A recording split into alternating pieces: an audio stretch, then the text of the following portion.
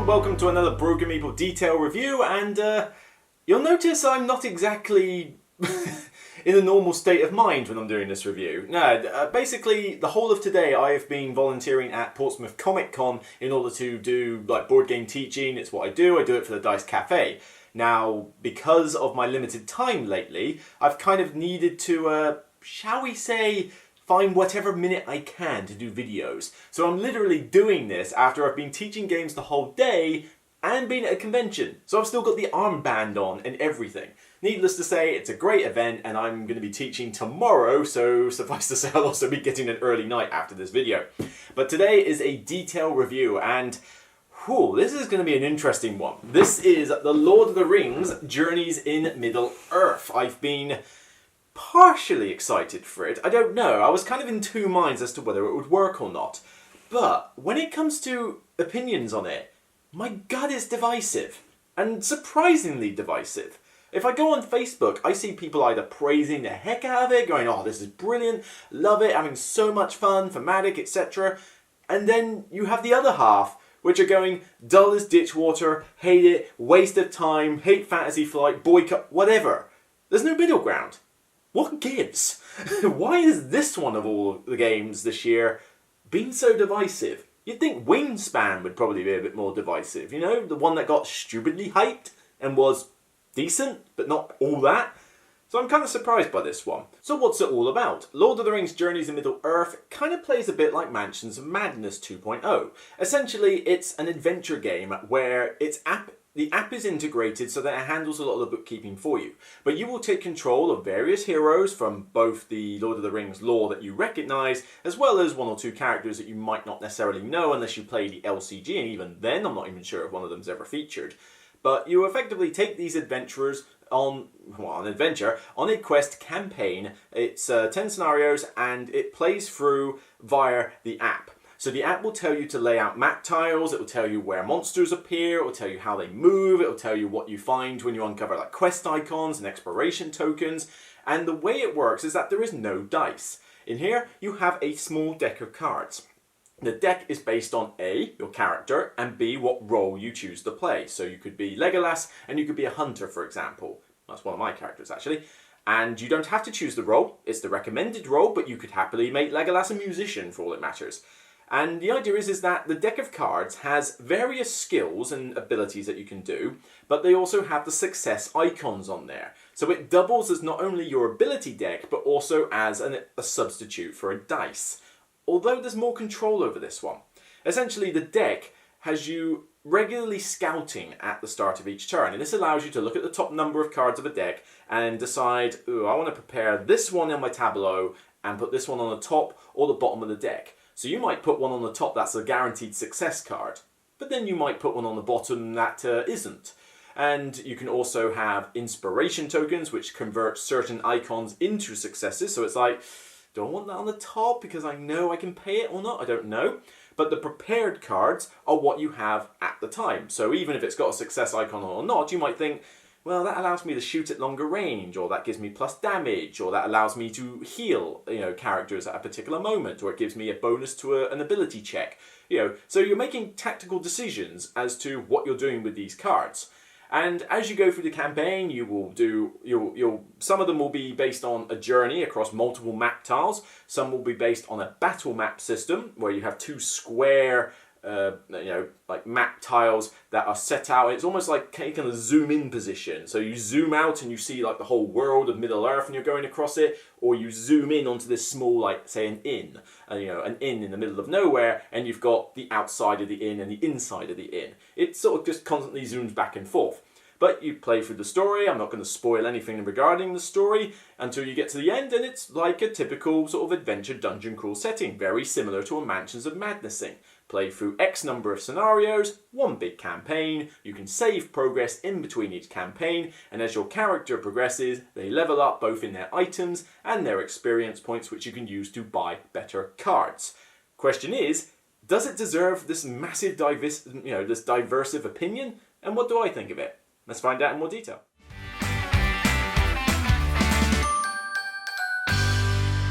For duration, I'm going by scenario here. We'll talk about the duration of the campaign a bit later, but each scenario should take you anywhere between 60 to 120 minutes. Depends how many players there are, depends how much discussion you do, but I've played through the whole campaign solo. But rest assured, there is very little difference between solo and group play. If you are playing solo, you literally just control 2 characters at once, and that's easy to do. If you play with 3 or 4 players, or 2 players, you will control 1 each. 3 player, 1 each. 4 player, 1 each. That's literally all the difference is. The app balances itself a number of characters anyway. But in terms of scenarios, each one is about 1 hour to 2 hours, depending on the scenario. Some are shorter than others. And of course, if there's more players, it'll take a bit longer. But as I was going through, typically a scenario took between 1 hour to 2 hours, depending on how much I was focused on it, how long it took me to sort of decide what I'm going to prepare, how long the scenario was in general. These factors will play a part. Now, of course, you could happily just play multiple scenarios in a row. It's very easy to pack up and take down. But, of course, you could just save the progress and go, well, I've played 1 scenario, I'm good for a bit, let's leave it in the app's memory and then come back to it later. So certainly this definitely has an edge over something like, and I'm going to make the comparisons here quite regularly, things like Mansions of Madness 2.0 and Gloomhaven, for example, which take far longer. A Mansions of Madness scenario will easily set you back a good 2+ hours when you play it. I mean, they are lengthy scenarios, and Gloomhaven takes forever to play, so it's like this is definitely a short one in comparison. But of course, you're playing through 10 scenarios, so you are talking a good, 10 to 15 hours worth of gameplay easily, possibly even up to 20 hours, so 10 to 20 hours, it's not bad for a campaign, but more on that later. So duration-wise, yeah, if you just literally want to grab an adventure game that doesn't take too long to play, I mean, we're not talking filler here, and we're certainly not talking the shortest game ever, but it's not going to take all night. You could finish this game and happily play something else and still fit it within a typical 4-hour game night session. So, yeah, pretty good for that front.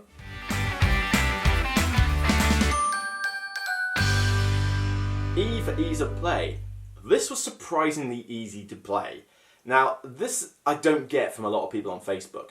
Mansions of Madness 2.0 was simplistic-ish, but there's a fair amount of different rules in there, especially when you get the expansions, and like I say, it's not particularly complicated, and a lot of that is down to the app. Gloomhaven is pretty convoluted and fiddly at times, so that one you've got a lot more to deal with. It's not something I would stick in front of a new gamer or even a new gamer plus, really. It's definitely a gamer's game. Lord of the Rings, I would say you could play this with a Gateway Plus level gamer. I wouldn't stick it in front of them as like my first dungeon crawl or anything like that, but certainly it's not hard. This is Fantasy Flight, so they have done their typical, learn to play booklet and their, rules reference. But you can play this game pretty easily from simply just using the learn to play and the back of it, where it's got keywords and the RAM reference. That's all you really need, because the app handles a lot of it for you. You can access rules via the app, or you can simply just use the guides. And I know some people scoff at this whole, I've got 1 book here and 1 book here, but I personally kind of find them okay, because this teaches me the game in a nice short booklet with plenty of pictorial diagrams to show me what's what. It's not a lot of text. And then if I have like, oh wait, hang a minute, how does scout work, or how does this particular keyword work? Grab the rules reference book. Let's see, what do I want to look at? I want to look at the rules for elite enemies. Here we go. And look at E. There it is, elite enemies, and there's a paragraph of text, easy to understand, not a problem. So, is this kind of almost a pick up and play dungeon crawl in a sense? Now, some people have complained on Facebook that they go, oh, I don't understand this rule, or it's all ambiguous here, and it's like, the rules are written horribly, and it's like, I really don't get what you're on, guys, seriously, because I didn't have a problem with any of the rules. And now, granted, I have to admit, we are a bit biased when we talk about rules in games. Some people who are used to reading rule books or play a lot of games will naturally interpret things different than other people and won't maybe ask as many questions. But I really didn't have a problem. The cards were easy enough to understand, the rules reference was very well laid out, and the learn to play book was sound. I think once or twice I came across a wording where I thought, does it mean this or this? But in those situations, I just pick one and go with it. It's a co-op adventure game. Does it really matter? Just have fun. I think there was one where it said, you got damaged by an enemy, and it said, if you pass, gain 1 boon, or condition, positive condition. But it's not specific as to whether it's random, or you get to pick out of one of the 3 boons that there are. Does it really matter? Shuffle them and do the random one, or just pick one. It's not going to last that long anyway, and it really isn't going to unbalance the game. It's not like you have to go, oh, well, you know, blatantly the designer wanted it to be, you know, get 1 boon at random, therefore, because you chose one. You completely unbalanced your scenario and you didn't really pass it. Get on with it. Seriously, it's like, it's a fun co-op game. You really don't need to look into it that deeply. But personally, I think this is one of the easiest adventure games you can do. And a lot of that is down to app integration. I want to see this more in games. Apps are fantastic in games. Manchester Madness 2.0 XCOM app integration works. I mean, like I say, I give Gloomhaven a bit of flack, but if that had app integration with its box, that'd be pretty solid. That would take care of a lot of the bookkeeping and fiddliness in there. And here, nothing's fiddly. Everything's done in the app. Tells you what to do. Guides you through it. Reminds you, right, round starts. Right, scout through your deck. Right, put the monsters here. Right, they move here. They attack this person first. If not, go attack this enemy. Oh, no one's available to attack? Right, they move this many spaces towards you. It's so straightforward. The app works fine. It's not buggy at all. I didn't have any problems with it unless I was trying to mirror it to my TV up there. But to be honest, that is a fairly basic TV and it's not the best tablet in the world, so I think that's more down to the TV than it was the app. But when I've just used the app on its own, it's been perfect. It's been absolutely fine. It's never crashed. It's never stuttered. The music's been fine, you know, the ambient music and that. Personally, if you are new to this sort of thing, this is a good one to look at. Pretty easy to play, and anything that is even remotely ambiguous should be easily resolved.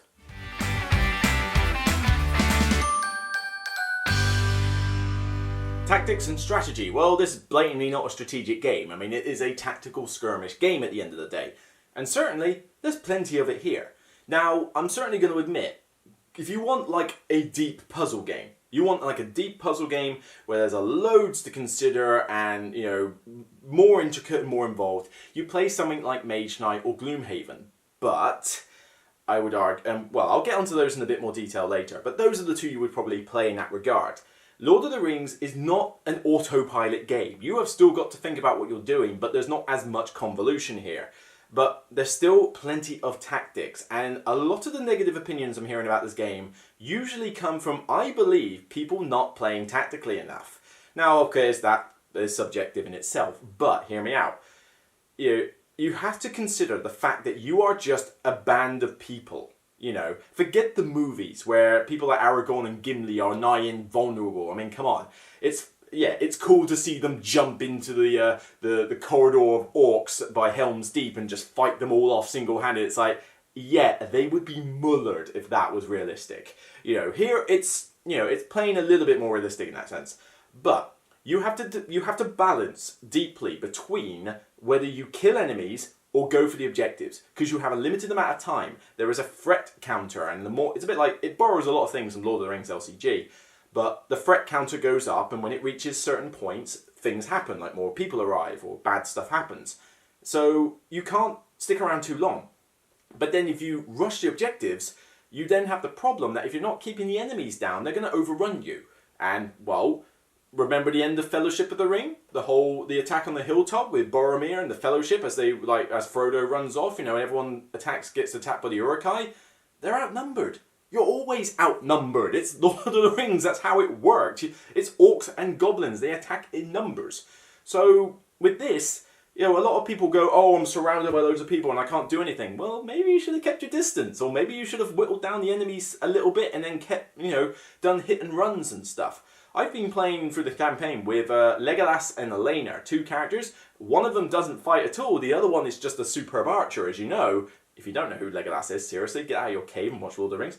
But I'm skewering goblins left and right, getting through armour, but a lot of that involves me having to do hit and run tactics with him.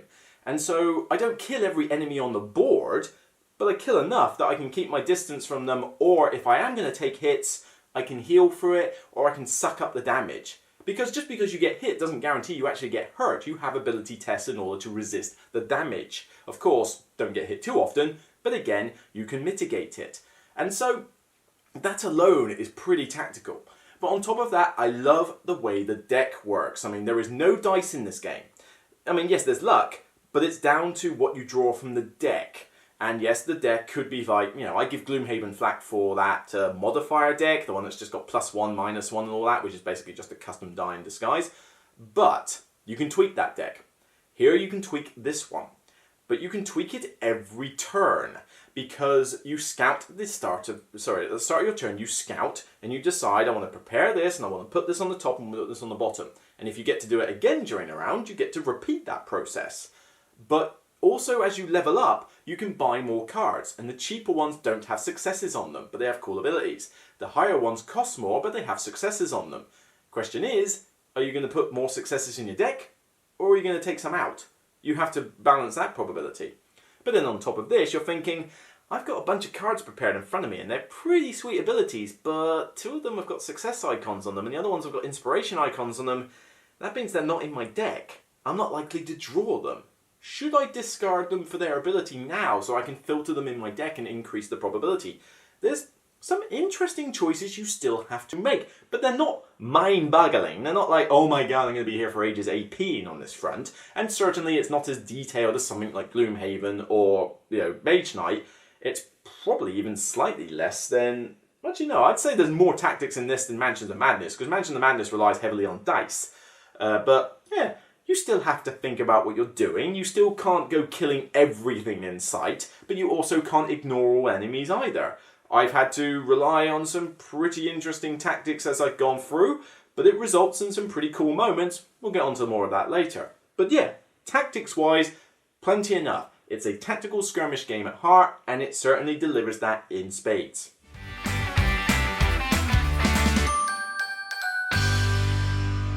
A for aesthetics. One guy on Facebook said that this was ugly and bland. Wrong! What he said. Seriously? Ugly and bland? Are you literally born in a Casablanca black and white movie? Because seriously, what? Okay, if the cover alone isn't good enough for you, you have got a bunch of these decent quality tiles with some pretty decent artwork on them. I mean, this is pretty landscape art of Middle Earth. You've got rivers, bridges, trees, ruins, settlements. They're double-sided.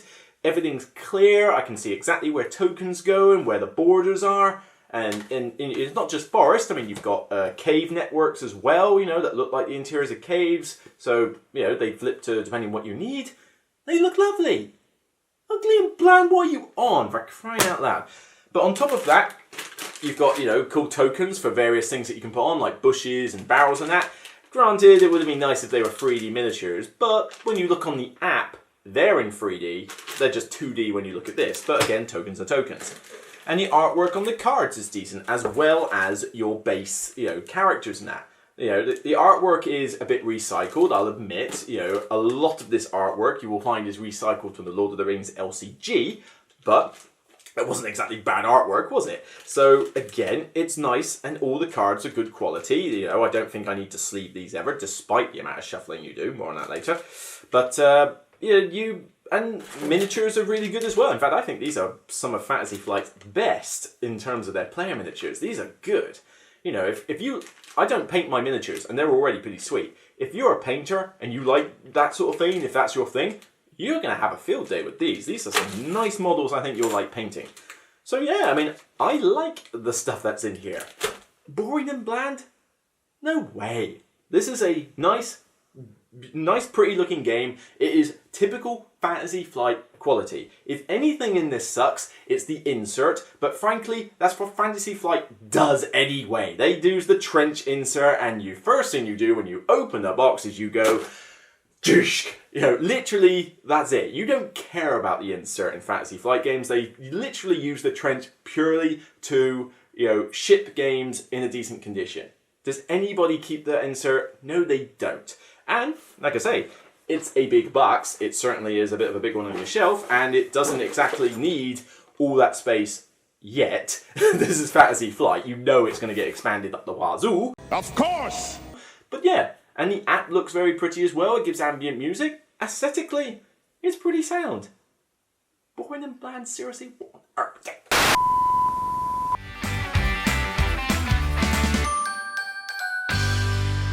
Immersion of theme. Now this is definitely the highlight of this one. You know, when I play an adventure game, I want to get into the theme, and it's no secret, I love Lord of the Rings. It is hands down my favourite fantasy series, epic, whatever. I mean, Lord of the Rings just does it for me. This is what I think of when I think of fantasy. I think Lord of the Rings. Love the movies, fine with the Hobbit movies, love the original trilogy obviously better, but still, I could watch from 1 to 6 easily and have a blast. I love the Lord of the Rings LCG for the same sort of thing. Doesn't mean I like every single Lord of the Rings game though. There are some bad ones out there, believe me. And I still haven't played War of the Ring. Yeah, I know. Sorry guys, but you know, I want to play it. Seriously, I want to, but I don't own it, and it's a 2-player heavy game. What can I do? But this one definitely brings in the theme. You have, you know, decent music on the app, although to be honest, you could turn the music off and simply just do what I do with the LCG, which is play the Lord of the Rings soundtrack in the background. It would easily do the same thing. Sound effects they're alright. I mean, you can tell they're kind of typical like recycled sound effects that you hear normally, but you know, it adds to the ambience anyway. But certainly when you play this game, you are controlling these characters. They feel like they're characters for the most part, but it's more the story that you tell. You know, the campaign story is not like, it's not like an Oscar Wilde story, okay? It's not like it's like going to win awards or anything, but you're intrigued, you know, you want to continue for the story, you want to know what happens next, and the maps and scenarios do feel quite different. I mean, just going, well, I don't want to spoil too much, but no, I won't spoil, but let's just say, I mean, like I say, some scenarios have you going through the whole of like Middle-earth landscapes. So you have tile after tile after tile of caves and forests, and it's very expansive. Another one might put you in a 2-zone battle map, which is this, I can't get it out of the box right now, but it's basically like 2 big square tiles, and it's zoomed in, but it might have you attack a lair of orcs, or it might let you go to an inn, and you've just got the outside and the inside. Some scenarios have you killing a lot of enemies, some have you like against the clock to rescue someone before it's too late. Another one might have you literally not doing much combat and just working on deductive skills, which I apparently suck at, but as I found out from other games. But yeah, there's a lot of theme in this story. And again, it helps if you're a fan of Lord of the Rings, I'll admit, but then I think if you're not a fan of Lord of the Rings, you're probably not buying this anyway. But you certainly do get into it. And a lot of it, again, comes from the app working well with you, but also the story you tell as you progress with the characters. I can remember specific things my pair of Legolas and Lena have done during the campaign. Particularly a proud moment where I was about to get overrun by a ton of scout goblins, but I lured them into a cave network with my upgraded card that allowed me to use cleave on my weapon. Don't ask me how you cleave with a bow, but still, it didn't specify otherwise in the rules. But I was able to basically create a goblin shish kebab with an arrow as they started to overrun me. It's like they come round a corner, Legolas aims his arrow. If he's from the movies, you know he's overpowered as all get out. Like, I aren't invulnerable from the movies. But he basically created a Deadpool shot, you know, arrow through 3 head shish kebab. And whether it makes sense or not, it was a cool moment. I felt good. I'm like, yeah, that was good. I took down 3 goblins. Right, back to the objective, quick. And you do feel pressured. You know, as I said, you cannot ignore the objectives, but you certainly can't ignore all the enemies either. So you're constantly on the run. You can't just sit down and take a break. You have to think, right, I might have a spare round here, but any minute now, that threat counter is going to hit that, and I'm going to get more enemies not coming my way. And, oh god, the enemies have arrived. Hang on, they're at least a turn. I've got 1 turn before they're within range. So what can I do first? Well, let's get this and this done before they get there. We'll set ourselves up. You're discussing tactics. You're acting and role-playing the characters. Hopefully, I mean, if you're getting into this sort of game, you always role-play your character. You're playing iconic characters. Yes, granted, I don't know who Alina is, and Beravor is from the LCG, but I don't know if she's officially canon in the books. It's been a while since I listened to the audiobook. But you do have Aragorn, Gimli, Legolas, and Bilbo, so you have got some pretty famous characters in there. Sorry, you can't be Gandalf, but who knows, maybe in a future scenario. So, the theme is very strong. And one thing I will say is, one problem I have with why I don't like Gloomhaven and Mage Knight very much is this distinction. An adventure game for me, like Mansions of Madness 2.0, which is down there, you know I love, and this game, they feel like an adventure game with puzzle elements. Gloomhaven and Mage Knight feel like a puzzle game with adventure elements. You know, the theme in those two games doesn't come out as strongly because you are too busy figuring out this puzzle. You know, Gloomhaven has you gaming the enemy AI, you've got this deck, that this hand of cards that you're doing shenanigans with, you know, you've got a lot of puzzle elements in that one. And Mage Knight, I'm surprised that even has a theme. It basically is a glorified deck builder with a million rules and complicated as hell and goes for 3 hours, which it shouldn't do. But yeah, I never played Mage Knight. Every time I played Mage Knight, and boy, I regret those times, you know, I never felt like it was a fantasy epic. I almost forgot it was fantasy at one point. It's that themeless. But, you know, to each their own, strokes for folks, that's all it is. If you love it, go right ahead. I ain't going to complain about that. But here, this definitely feels like more of an adventure, thematic game with some elements in that you do have to think about. It's nowhere near as big of a puzzle as Gloomhaven, so if that's more your thing, then by all means go grab Gloomhaven.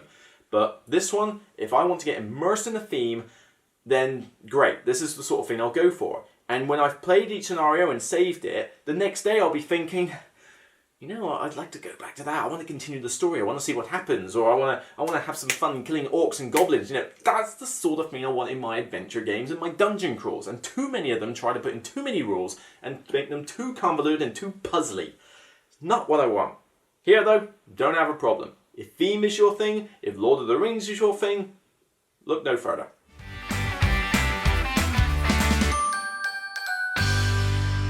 And longevity. Now, first up, I'll talk about the price. People think that, oh yeah, this is really expensive, and granted, it's not cheap. I mean, you're talking like 60 to 70 quid for this game. It's not cheap. But consider this. A lot of people complain that it's like, oh, there's barely anything in the box, oh, it's not worth the 60 or 70 pound. Guys, let me just say something here, right? This is a tablet, yeah? Okay? And this is a smartphone. There are things on these called apps. Apps take time to create. They take time to design. Thought, effort, and manpower go into app development. This costs money. Granted, XCOM is the same thing, and Mansions of Madness was a similar thing. You don't get a lot of components in the box, yes, because you are paying for the app, which is free to download. And to be fair, you are getting a lot of cards, you are getting a fair whack of tokens, you're getting a ton of these map tiles, which are decent, and you're getting some of the best miniatures Fantasy Flight has done. And, I mean, this is just the characters. You have all the enemies here. Now, granted, yes, for the money you're probably thinking, well, hang on, you could have put a bit more in the box. Yeah, if there was no app, you probably could. But you're paying for a solid, well-integrated, reliable app. That's where the value of money comes in. But of course, you might also be thinking, well, hang on, it's only one campaign. How long is that going to last? Well, as I said, 10 to 20 hours is kind of the borderline. I mean, actually 10 hours is too low. I would say 15 to 20 hours is how long it should take you with 1 or 2 players to get through the whole campaign. Maybe a bit longer with 3 or 4 players because you've got more people discussing what they're doing and such. But yeah, that's not a bad length of time. I mean, most video games will cost you £60. Oh, no, actually, no, $60. All right, so you're talking like 40, 45 quid for a video game. And you might be lucky if you get a 4 or 5 hour campaign in those things, all right? Particularly these days. But consider this. This is a game that A, you can replay, because even though the quests are the same, the side quests and little bits that turn up and the map layouts will differ. And your experience will change when you play different characters. I've played through with Legolas and Elena. I've played the occasional game with other characters, but they felt very different. Legolas and Elena are weak health characters, but they're pretty good at resisting the, spirit effects and fear, but they're also ranged and supportive. When I decided, right, okay, let's try a scenario with Aragorn and Gimli, suddenly it's like, I gotta get a bit more up close and personal here, and I'm very much more about brute force. It's a very different dynamic than playing with the other one. So you can play through this scenario multiple times, even if you are going to have seen the plot before. But I don't mean you're going to play through this endlessly, but I would happily play through the whole campaign at least another whole way through and not have a problem with it. So there we go. There's another 15 to 20 hours of my time. But this is Fantasy Flight. you know they're going to expand this game. It's what they do. And because it's got the app, they'll do what they did with Mansions of Madness, DLC. And they're already they've already got a preview of a DLC campaign in the works along with a figure pack for models. Now granted, this is going down the Imperial Assault route of buying figure packs. Not as keen on that, I admit. It's a bit of a money sink, but it's up to you whether you want the models. You do not have to buy them. Knowing me, I'll probably buy them anyway. But DLC on that. So another campaign is coming out. Hey, there's another 15 to 20 hours of content, and I might have to pay, what, like a few pounds for the app? You know, a few pounds DLC? Not exactly that expensive for that much, play time. And of course, this will get more DLC as time goes on. And it won't just be DLC. You'll get big box expansions for this, like with Mansions of Madness, which not only will give you another campaign, it might give you smaller campaigns or single scenarios, like epic ones maybe, they could do anything with this. But you'll get more map tiles, you'll get different figures, you'll get different enemies to fight. Granted, you don't have a huge amount of variety in the box to begin with. It's goblins, orcs, ruffians, and wargs, basically, and something else that I probably won't spoil, but there's another enemy type in here. And so, yeah, there's not a huge amount of variety there, but there will be more. And granted, yeah, I know, you can't base a game solely on what you know is to come. Certainly, yeah, the variety is only so-so in terms of enemy types, but you have got 6 characters, and most of Lord of the Rings was fighting those sort of things anyway. So, yeah, granted, you have to accept that this is a base set, and you are going to have similar stuff fighting throughout this campaign. It will get better, but just accept that it's not exactly perfection right now. It needs expansions, but it will get them. You know it will. So, yeah, I mean, this will go the distance. If this is a game that you think, well, I've got to pay £60, £70 for it up front, but, you'll get your money's worth out of hours, and you know it will stand the test of time. You'll be like, well, I've done that campaign, I can't really do much else. The next campaign comes out, okay, we'll play through this again. It's not like you have to play this every day, is it?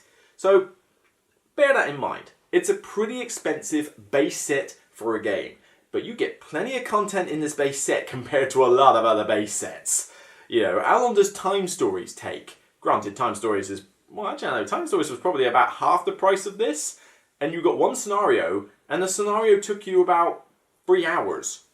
That was about it.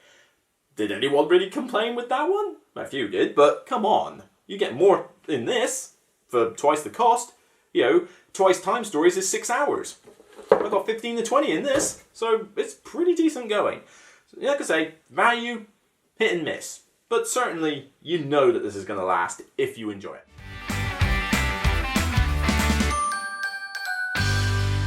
So my final thoughts, this is pretty decent. Now, there are people, like I say, it's quite divisive. Some are like, oh my god, it's the best thing ever this year. And then there are loads that are like, oh, it's the worst thing ever. Fantasy Flight have lost their way in that. I really don't get where those people are coming from.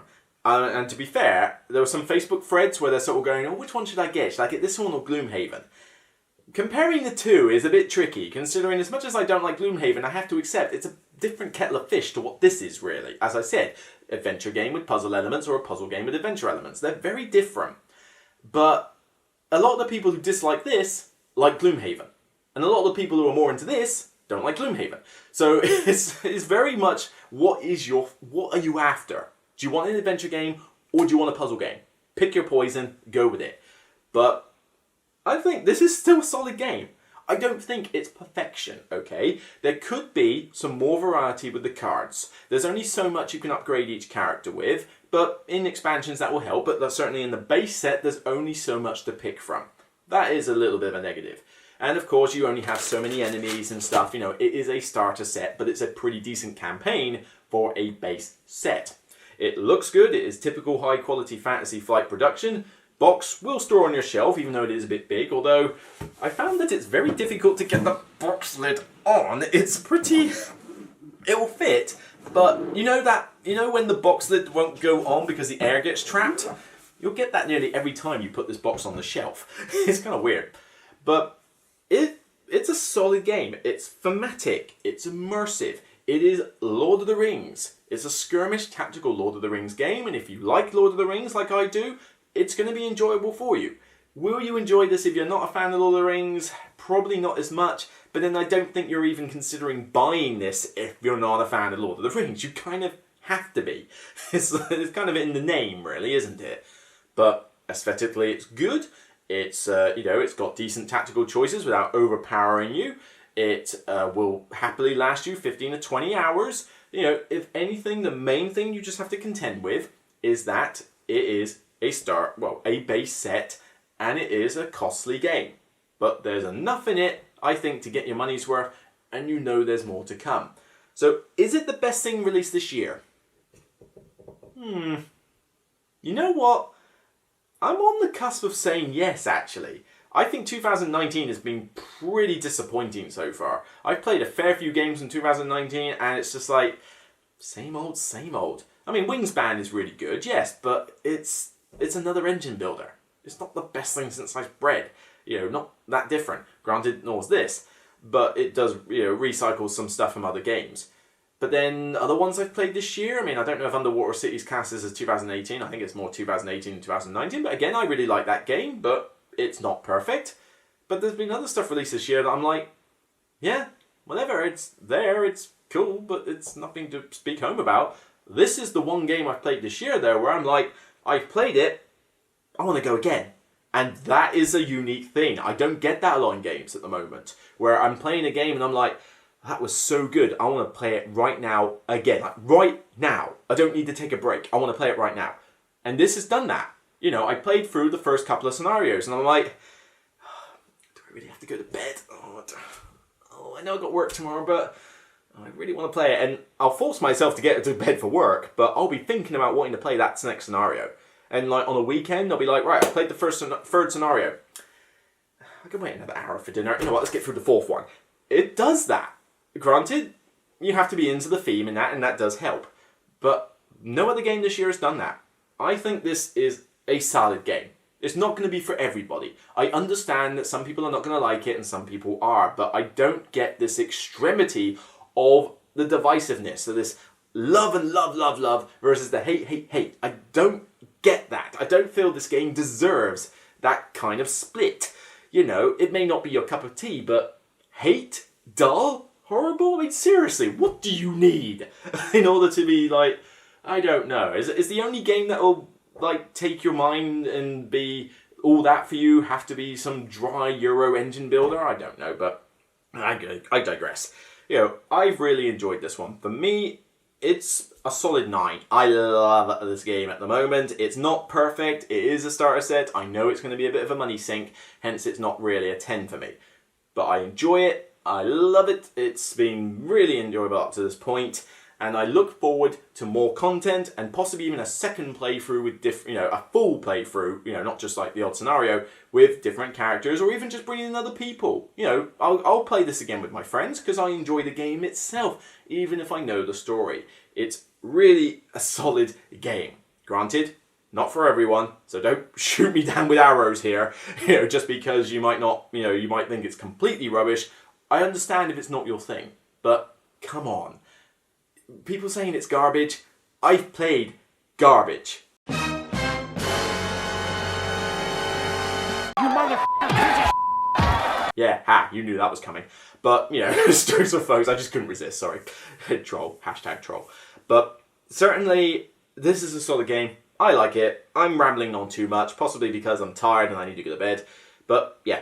Solid. So, that's it for me. Detailed review on Lord of the Rings Journeys in Middle-earth. What do you think of the game? Let me know in the comments. But of course, keep it civil, whether you like it or not. And remember, as always, doesn't matter if you're overrun by orcs or, Shelob's got hold of you, even though she doesn't feature in this game. I don't know, I'm rambling. Remember, it's only a game. Night-night all. I think I need it.